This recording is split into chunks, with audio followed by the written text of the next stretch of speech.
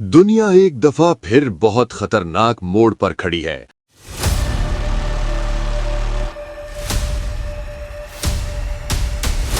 Russia ने वो धमकी दे दी है जिसने पूरी दुनिया को हिला दिया है।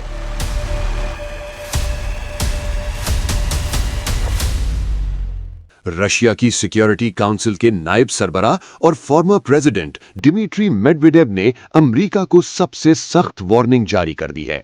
उनका कहना है कि अगर डोनाल्ड ट्रंप ने ईरान में हुकूमत तब्दील करने की कोशिश जारी रखी तो दुनिया यकीनन तीसरी आलमी जंग के दहलीज पर पहुंच जाएगी।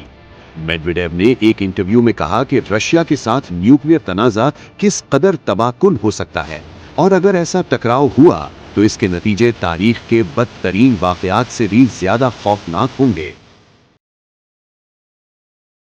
उन्होंने ये भी कहा कि न्यूक्लियर जंग की सूरत में हिरोशिमा और नागासाकी पर हुए एटॉमिक अटैक्स बच्चों का खेल नजर आएंगे।